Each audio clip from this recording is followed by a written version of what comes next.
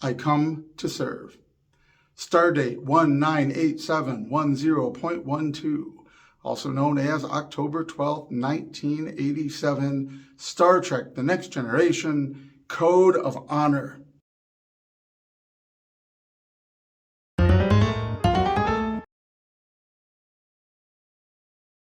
Wrongly maligned and much despised, one of the great episodes of the greatest series ever, Star Trek: The Next Generation, Code of Honor, arriving at the planet Lygon looking for a potion that is needed to treat a plague on another Federation world, encountering the situation where Lieutenant Yar must fight to the death, one woman must be killed and revived in a weird foreshadowing of Tasha Yar's death and vague resurrection as her own daughter yet to come. Yes, I know they weren't planning on that, but I always thought that was weirdly poetic. The episode Code of Honor features extraterrestrials from Lygon who just happen to all look like black people from Earth. They also happen to dress like a cartoon version of Aladdin coming out of the cave with the magic lamp. Because of this, there's been all sorts of criticism heaped upon it and disdain, and everybody says how terrible it is. And I have to say, well, the worst thing about this episode is that the story is pretty weak. It's pretty bizarre the way that they have to fight the two women. It's really sort of not a great episode, but it's not a great episode in the classic sense. This is very early Star Trek TNG. It really was a terrible show at the beginning. It had the great Star Trekian science fiction elements, but come on, it really struggled to get its footing and become real Star Trek. There was talk of whether it was canon or not back then, and whether or not it could all be deleted in between seasons and start over. I remember that discussion. Nevertheless, this early episode is not bad for the reasons people say it's bad. It's not even remotely one of the worst of those struggling early seasons, though the story is really weak. To say that it's racist or it's some sort of ism archaeobia, this is completely imposing modern, postmodern, pre-woke, post-woke, current woke, whatever level of woke, retroactively back on the show. This was before Tuvok. When Voyager was a thing, I remember seeing it in TV Guide, giving away my age and the shows, that Tim Russ was going to play a Vulcan, and I thought, there's a black Vulcan? I seriously thought it was weird. We'd kind of seen some in the movies, some Vulcans in the movies who were Asian in appearance, but we didn't really. Klingons were buried under enough makeup that it kind of really didn't matter. But for some reason, the sort of racial differences we have on Earth, we don't usually see applied in sci-fi. Usually aliens are quite homogenous, which is not something that we particularly thought of or ascribed any significance to. I didn't. Finding out that Tuvok was going to be a Vulcan seemed weird, and honestly, I thought it was forced.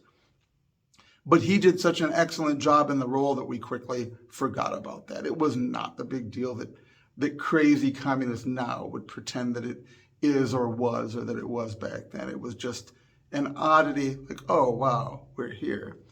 Often we found extraterrestrial races, like the original Klingons in the original series without the crested forehead, with the ridges. They were often depicted as dark-complected, swarthy, with lots of facial hair.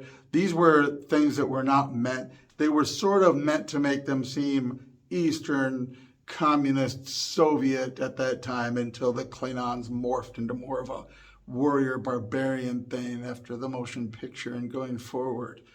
But the idea of putting them in dark makeup, dark face, it didn't strike anyone as having anything to do with prejudice, other than perhaps you were depicting the Cold War projected into the future by making them seem Eastern, but you weren't making them seem Slavic. It really, for most sane people at the time, and we were a good deal more sane than the current generations, we understood that they were trying to depict extraterrestrials in a way that was within their budget and relatable to us. Not every alien could be the Horta, but the Horta is probably just a dog with a weird costume over it or something remote controlled. Not every alien could really be very alien. There was no CGI. Giving them a homogeneic, that's even a word, making them homogeneous and giving them like appearances drove home their differences from the crew and made them seem monolithic, so you could say, aha, there's a Klingon, aha, there's a Romulan, aha, there's whatever. So when you get to Star Trek The Next Generation, 1987, they're still dealing with a television budget. There's some talk online that they envisioned the Ligonians as being something reptilian, but that's going to be expensive. They didn't do that. Having them all be black is actually a very smart thing to do.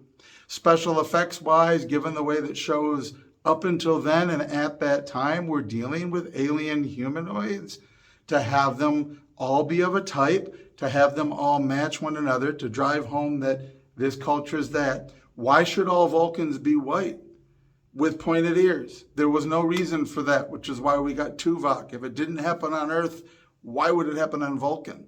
So why should the Ligonians not look like humans? Why shouldn't they look like humans who happen to be black? If you're going to resemble people from Indiana, from Iowa, like James T. Kirk, why wouldn't other aliens resemble people from Africa or elsewhere? Really, it was a smart move. The weird costumes, look, I don't know what old dressing room from I Dream of Jeannie they found those outfits in. Okay, they're silly. But again, it is reminiscent of a sort of a vaguely Arabian, albeit sort of a cartoonish version, a vaguely Arabian or Middle Eastern or then North African sort of culture. Like, they're really working hard in Code of Honor with a limited budget to get people that are humanoid but stand out as being unique in some way, who have a clearly humanoid culture, something we relate to and understand, but don't generally picture in a futuristic science fiction, advanced technology sort of setting, and giving us these Ligonians who, it is emphasized, are proud of their culture. They're proud of their own technology. They use their own transporter when beaming aboard. There's a certain ethnic pride power thing that's kind of being portrayed through it.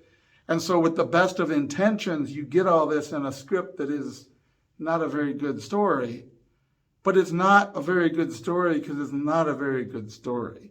The casting of the Ligonians, even their goofy outfits within the budget, all of this stuff makes enough sense and fits enough that nobody should be going around. And I've seen even some of the Star Trek actors have gone around bashing this episode after the fact. Look, I'm sorry if it felt silly to you. It was a silly story, but it wasn't because of these reasons you're ascribing to it.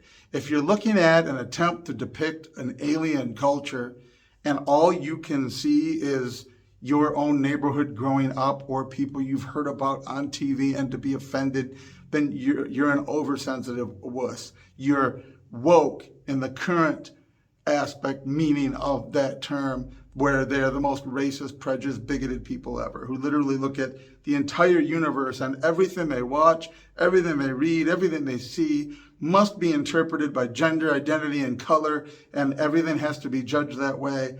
Literally the most bigoted thing ever. It's not what we normal people that were watching your shows in 1987 thought about any of this. And of all the weird things in this episode, that stuff was not all that weird. Code of Honor, 1987. I'd rather watch it on a continuous loop with the Voyager amphibian breeding Janeway in Paris episode over and over, and only the Neelix episodes of Voyager, rather than watch any of the woke Kurtzman garbage from STD forward anyway.